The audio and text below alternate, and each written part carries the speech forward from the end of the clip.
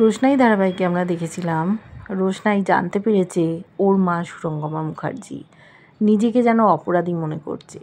সুরঙ্গমাকে ও একেবারেই পছন্দ করে না, সে যে ওর মা হবে এই চিন্তারও বাইরে।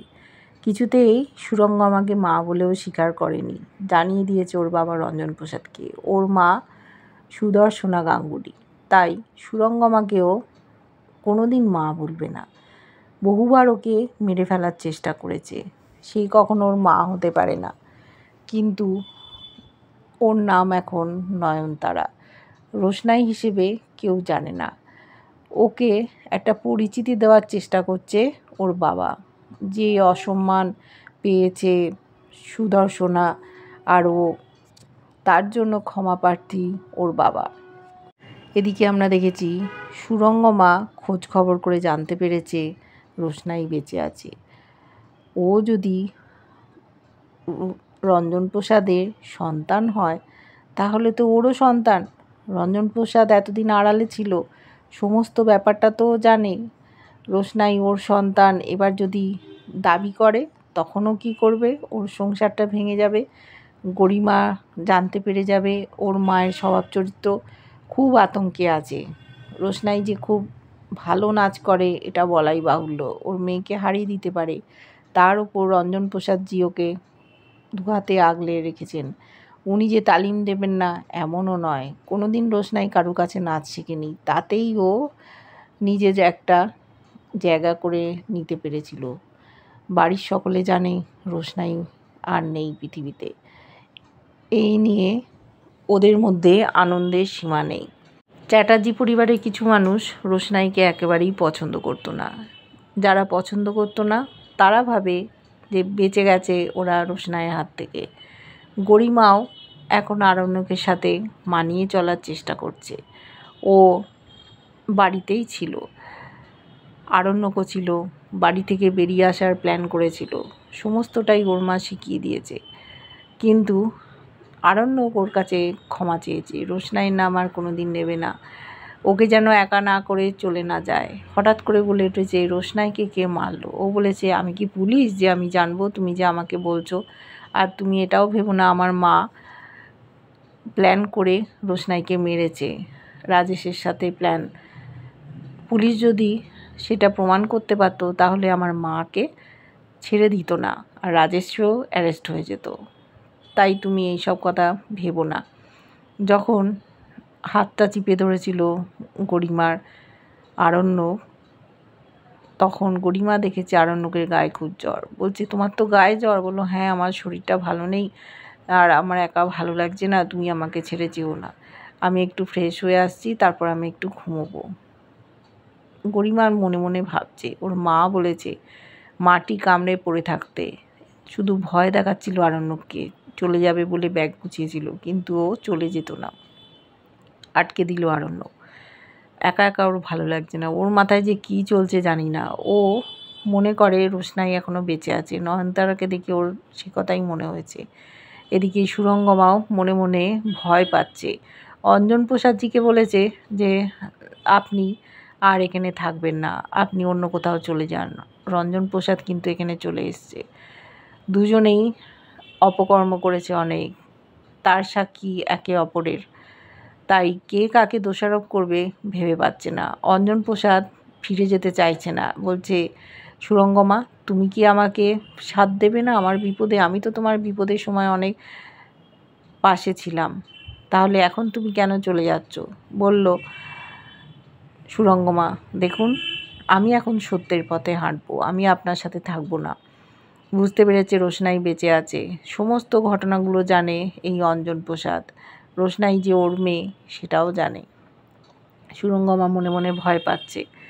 হঠাৎ একদিন বাড়িতে চলে এসছে রঞ্জন প্রসাদজি নয়নতারাকে নিয়ে। একটাই দাবি, মেয়েটাকে তৈরি করে দেওয়া, যেভাবে অন্য ছাত্রছাত্রীদের তৈরি করে সুরঙ্গমা যেন তার মেয়েকেও তৈরি করে দেয়। কিন্তু সুরঙ্গমা নয়নতারাকে নাচ শেখাবে না, বলছে আপনার মতো একজন গুরুজি থাকতে আমি কেন নাচ শেখাবো, আমি আলাদা করে কাউকে নাচ শেখাই না। তখন নীলাব্জ বলেছে যে তুমি তো তোমার কটা স্পেশাল স্টুডেন্ট আছে, তাদের তো নাচ শেখাও, তাদের মধ্যে তুমি ওকে নিয়ে নাও। সামনেই অনুষ্ঠান আছে, একটা কম্পিটিশান আছে, কিছুতেই নাচ শেখাবে না। এদিকে রঞ্জন প্রসাদজি বলছেন যে আপনি ওকে নাচ শেখাবেন না? বলল, না, কেন শেখাবেন না? ওনার সাথে আগে থেকে পরিচয় আছে কিনা জানতে চেয়েছে গরিমা নীলাব্জ। তখন উনি যেন উদ্দেশ্য করেই বলেছেন যে আমার যেন মনে হয় ওনার সাথে আমার অনেক দিনের সম্পর্ক।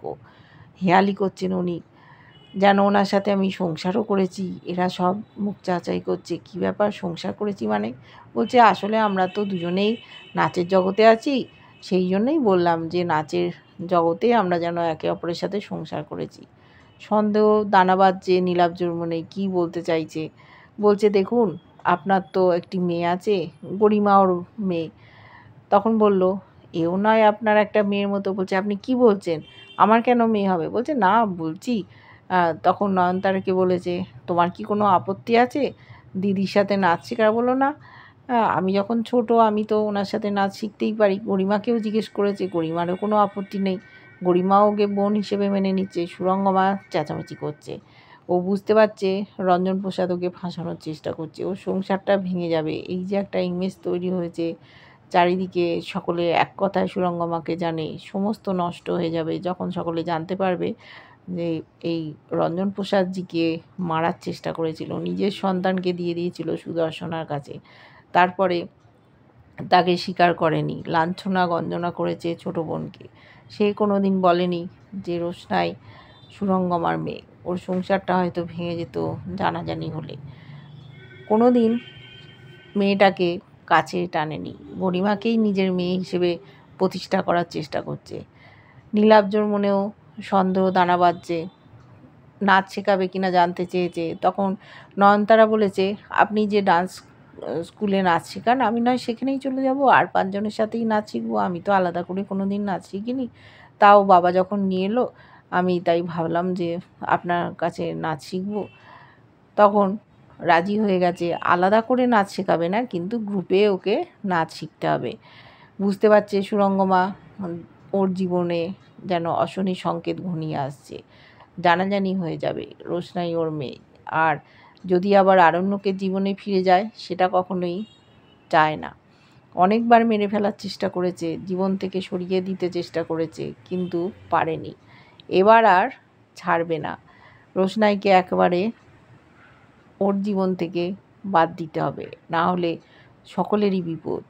আর গরিমাকেও বলে দিয়েছে যে কোনো দিন যেন ওই বাড়ি ছেড়ে না আসে, আরণ্যকের সাথেই থাকে। এমনকি গরিমাও বলেছে, মা তুমি কেন এরকম করে বলছো? আমার আর আরণ্যকের সাথে থাকতে ইচ্ছে করে না, কিন্তু আমি চেষ্টা করছি। বলল, ওকে তুমি ভালোবাসো, তোমার মধ্যে কি কম আছে যে তুমি আরণ্যকের মন পাচ্ছ না? রোশনাই ওর মনটা কেড়ে নিয়েছিল।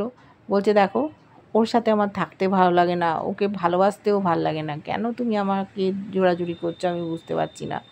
বোঝানোর চেষ্টা করছে ওর মা, কিন্তু তার মনে যে কি চলছে সেটা জানার কথা নয় গরিমার। যদি রোশনাই চলে আসে তাহলে তো গরিমার জীবনটা শেষ হয়ে যাবে, কারণ রোশনাইকেই আরণ্যক ভালোবাসে। আরণ্যকেরও শরীরটা ভালো নেই, যবে থেকে রোশনাই মরে গেছে জানতে পেরেছে তবে থেকে ওর মন খারাপ, কিন্তু মনের মধ্যে কোথাও একটা আশা জেগে আছে। গরিমা বলেছে যে যখন তুমি দেখো যে রোশনাই নেই আর নয়নতারার কাছে গেছিলে, নয়নতারা তোমাকে একবারে সরিয়ে দিয়েছে, তোমাকে মেনে নেয়নি, সেই জন্য তুমি আমার কাছে এসছো, তাই না? ও বলছে, তুমি আমাকে ভুল বুঝছো, আমি সেই জন্য বলিনি। দেখো আমি তো তোমাকে ভালোবাসতাম। বলছে, ও তুমি আমাকে ভালোবাসতে, হ্যাঁ তাই তো। বলছে, দেখো আমাদের জীবনে অনেক ঘটনা ঘটে, তা একজন মানুষকে ভালোবাসলে কি আরেকজন মানুষকে ভালোবাসা যায় না? বলো, তাই না? তুমি আমাকে আগে ভালোবাসতে, তারপর রোশনাই আসার পর আমাকে আর তুমি ভালোবাসো না, রোশনাইকেই ভালোবাসতে।